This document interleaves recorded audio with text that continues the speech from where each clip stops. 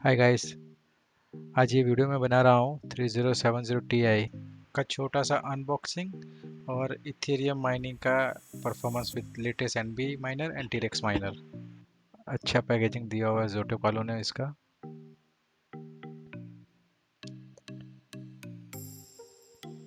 Sticker से, description से, installation guide से सब दिया हुआ है। ये उन्होंने PCI स्प्लिटर केबल भी दिया हुआ है, जो एक PCIe से दो PCI हो जाएगा, उन्होंने दिया हुआ है जोटेक वालों ने। तो आप देख सकते हो स्लिक डिज़ाइन है ये ग्राफिक्स कार्ड का। अच्छा बिल्ड क्वालिटी भी है। 2 PCI पावर कनेक्टर चाहिए इसको पावर देने के लिए। और ये आप हीट सिंक देख सकते हो इसके। अच्छे हैं, देखने में बहुत अच्छे है, लेकिन जब माइनिंग करेंगे तो उसका क्या कूलिंग परफॉर्मेंस है वो देखेंगे हम। एक्चुअली ये ग्राफिक्स का मैं डालने वाला हूँ मेरे रेगुलर सिस्टम में, जिसमें लगा हुआ है 3060 Ti LHR। वो लगा हुआ था, ट्रायल मेरा बिल्ड है। आप देख सकते हो ये कलरफुल का है 3060 Ti LHR। ये मदरबोर्ड भी मेरा एक्स्ट्रा ही है, ये मेरा मेन बोर्ड नहीं है। ये गीगाबिट का 450M वाला और वेरिएंट है। कॉम्पैक्ट है, छोटा सा है और सस्ता सा है। आई थिंक 6500 के आजू बाजू मिलता है ये आज के डेट में। एक प्रॉब्लम है, बहुत कॉम्पैक्ट है, इसलिए ये बल्कि कार्ड्स आते हैं वो उसमें आसानी से लगते नहीं। मेरा वाला लग तो गया ये कार्ड, लेकिन जगह कुछ बचा नहीं था। और लकीली ये जो USB कनेक्टर होते हैं उसका केबल है ये। लकीली ये जो है ये फैन के साथ टच नहीं हो रहा है, तो दैट्स गुड। क्योंकि अभी मेरे पास एक्स्ट्रा कोई मदरबोर्ड नहीं है और ये GPU मेरे को ट्राई करना करना है और मेरे मेन रिग में डालना है उसको। जैसे कि आप देख सकते हो मैंने पहले से माइनर चालू करके रखा हुआ था, क्योंकि रिकॉर्डिंग भी कर रहा हूँ। आप देख सकते हो बाजू में पेंटी कैम वाला। रिकॉर्डिंग वैसे CPU से हो रहा है, लेकिन फिर भी परफॉर्मेंस में थोड़ा ड्रॉप आ रहा था माइनिंग के। मैंने पहले से थोड़ा बेंचमार्क करके रखा हुआ है। 57-58 मैक्सिमम आता है। एनबी माइनर का लेटेस्ट जो वर्जन है 39.7। और पावर ड्रॉ इसका है around 180 watts, which is not ideal, not good like a non LHR card, but अभी यही ऑप्शन है LHR कार्ड है तो। और ओवरक्लॉकिंग में मैंने कोर क्लॉक लॉक करके रखा हुआ था 930 पे। और मेमोरी क्लॉक था आई थिंक 1300, जो कि वो मैं किया था MS आफ्टरबर्नर में। और कोर क्लॉक है वो मैंने बैच फाइल में लॉक किया हुआ है। ये टेस्ट में मैंने 1100 रखा है, लेकिन एक्चुअली जब माइनिंग हो रहा था तब 930 हिट था। क्योंकि 1100 में क्या हो रहा था, हैश रेट थोड़ा ही बढ़ रहा था, लाइक 1 मेगा हैश, लेकिन पावर ड्रॉ उसका 10 वॉट बढ़ गया था। वर्थ नहीं था। आप अगर एनबी माइनर यूज़ कर रहे हो, आपको कोर क्लॉक को लॉक करना है बैच फाइल में, तो आप ऐसे कर सकते हो। ये जो एनवीडिया का सिस्टम मैनेजमेंट इंटरफेस का ऑप्शन थ्रू आप बैच फाइल में ये एक लाइन डाल दो, और आपको जो भी कोर क्लॉक करना है लॉक, उस ये अभी 1100 है। माइनिंग के दौरान 930 था मेरा, तो आप जो भी रखना चाहो, आप 1200, 1100, 1000 कर दो। आई उसका डिवाइस आईडी है और ज़ीरो मेरा डिवाइस का नंबर है। एक ही कार्ड है तो ज़ीरो है। अगर दूसरा होता तो मेरे को इसके नीचे और एक और लाइन डालनी पड़ती सेम, लेकिन आई की -1 हो जाता वो, तो वो सेकंड डिवाइस हो जाता। चलो, तो अब हम टीरेक्स का लेटेस्ट जो वर्जन है 0.24.5 वो ट्राई करेंगे। जो आप देख सकते हो मैंने इसमें भी वही है, मैंने चालू थोड़ा पहले से चालू करके रखा हुआ था रिकॉर्डिंग स्टॉप करके। इसमें भी एनबी माइनर की तरह सेम ही है, 57-58 के बीच में आता है उसका मेगाहर्ट्ज़। लेकिन पावर ड्रॉप थोड़ा ज़्यादा है इसमें टीरेक्स में, 188 190 अराउंड। वो which is like 5-6 watt more than NB miner. वैसे मैं मेरे जितने भी नॉन LHR कार्ड है उसमें टीरेक्स ही यूज़ करता हूँ, लेकिन रिसेंटली एनबी माइनर्स का जो माइनर है वो LHR कार्ड के लिए बढ़िया है। क्योंकि इसमें स्पीड भी थोड़ा ज़्यादा आता है, थोड़ा 1% 2%, और पावर कंजम्पशन थोड़ा कम है, वो भी 1-2%। तो ओवरऑल आपको 3-4% का बेनिफिट मिलेगा अगर आप एन बी माइनर यूज़ करते हो एल एच आई कार्ड में। चलिए अब हम बात करेंगे टीरेक्स में ओवरक्लॉकिंग के बारे में। मैंने इसमें ओवरक्लॉकिंग करके रखा हुआ था। कोर क्लॉक मैंने लॉक किया था 1100 पे, मेमोरी क्लॉक का 1200 या आई थिंक 1200 था, अभी ये 1300 है टेस्ट फाइल में, लेकिन एक्चुअल जो माइनर है उसमें 1200 था।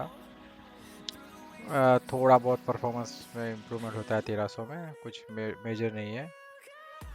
सो वर्थ नहीं है 1300, 1200 इज इनफ।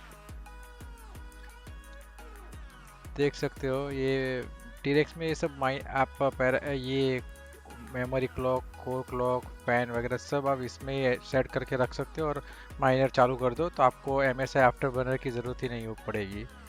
सो ये एक अच्छी बात है। और कंप्यूटर जब रिस्टार्ट करो माइनर जो भी आपका, तो बार बार आपको M S I afterburner में जाके सब ये करना नहीं पड़ेगा। और आप एक से ज़्यादा कार्ड होते हैं तब भी आप ये सब कर सकते हो, ऐसा नहीं कि एक ही कार्ड में होता है। आप अगर 3 कार्ड है, 4 कार्ड है, 5 कार्ड है, जितने भी कार्ड है आप कर सकते हो। अगर किसी को कुछ इसके बारे में जानना चाहते हो आप, तो कमेंट सेक्शन में मेरे को लिखना, मैं आपको गाइड करूँगा। और एन बी माइनर की तरह इसमें भी आप एनवीडिया का एस एम आई जो सिस्टम मैनेजमेंट इंटरफेस का जो ऑप्शन है होता है, उसके थ्रू भी आप कोड को लॉक कर सकते हो। अगर वैसे करोगे तो आपको dash dash lock code clock है वो नहीं रखना है, वो निकाल देना है। दोनों में से एक आप एक यूज़ कर सकोगे। चलिए अब हम बात करेंगे ये जो कार्ड है मार्केट में अभी कितने में मिल रहा है, क्या है, आपको इसके पे माइनिंग करना चाहिए नहीं करना चाहिए। जैसे कि आप देख सकते हो मैंने पहले से सब सर्च करके रखा हुआ है, जितने मतलब मैं मेरे को वेबसाइट पे ये कार्ड अवेलेबल दिखे मैंने ये पहले से लिंक ओपन करके रखता है। वन बाय वन हम देखेंगे। ये गीगाबिट का है 3070 Ti गेमिंग ओसी, थ्री फैन से ठीक है। वन मतलब ये प्राइस में ज़्यादा है, 110 के आजू बाजू होना चाहिए। ये गैलेक्स का है 1,05,000, मेरे हिसाब से इतना होना चाहिए, थ्री फैन ही है।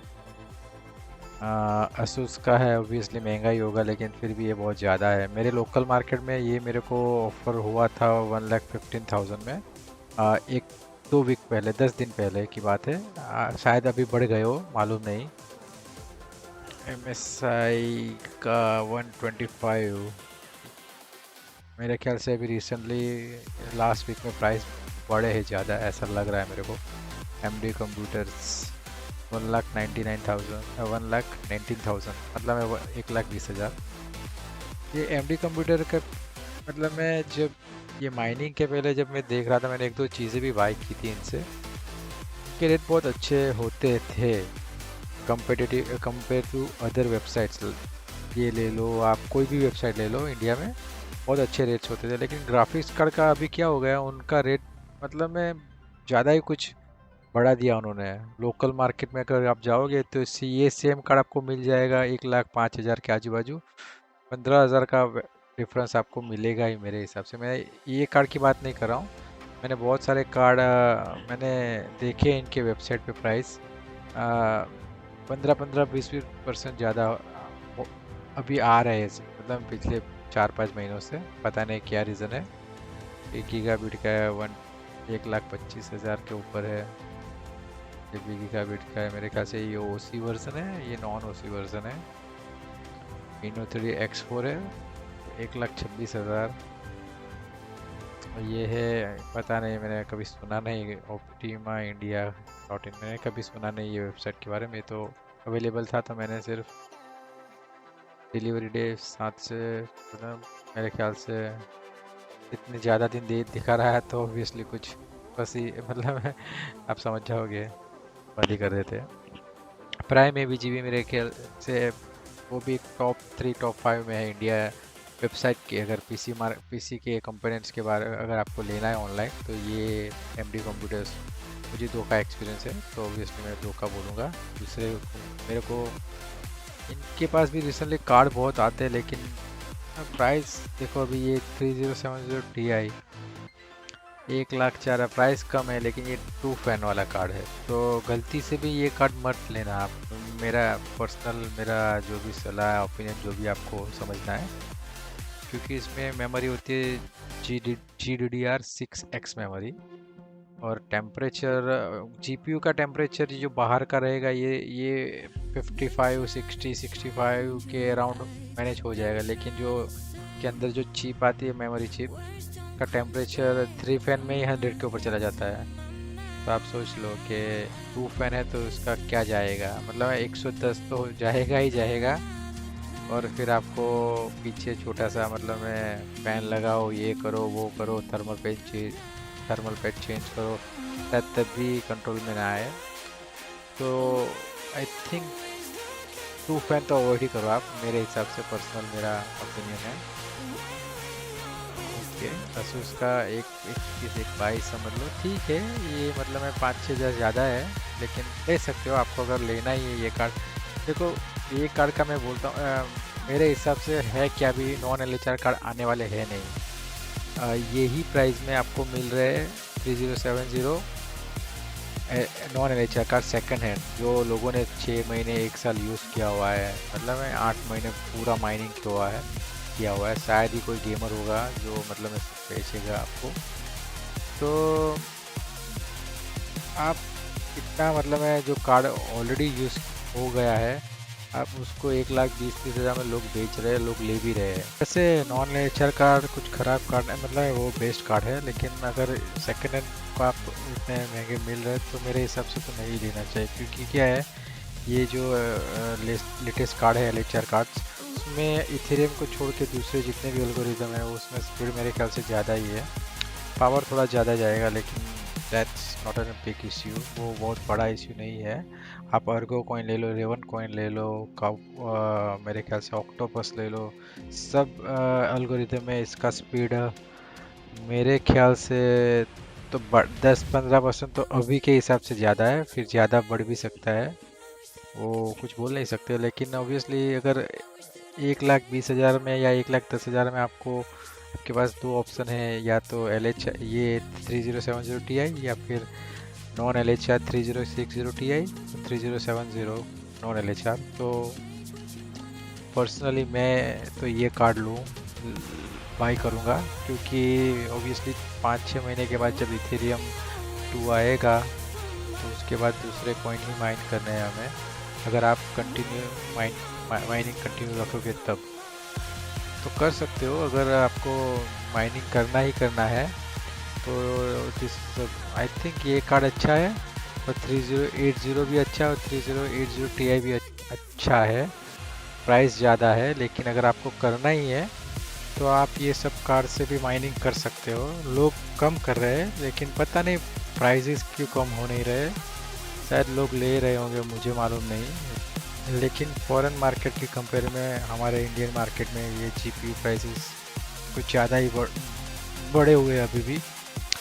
ये सेम कार्ड मतलब मैं $200-300, 300-400, या पता नहीं $400 के अराउंड आपको सस्ता मिल जाएगा। 300 तो समझ के चलो आप। शायद हमारे यहाँ थोड़ा टैक्सेस ज़्यादा है, लेकिन फिर भी इतना नहीं हो, डिफरेंस होना चाहिए। लकीली मैंने ये कार्ड जब बाई किया था 2 हफ्ते पहले, तो ये मैंने बाई किया था 1,03,000 में, और उसके 3-4 दिन पहले ये ऑफर हुआ था मेरे को 1 लाख में, तब मैंने लिया नहीं था, फिर मैंने ले लिया। देखते हैं क्या मेरा डिसीजन सही है गलत है। अगर आपको कोई भी क्वेश्चन है, आप मेरे को कमेंट सेक्शन में पूछ सकते हो। Thank you.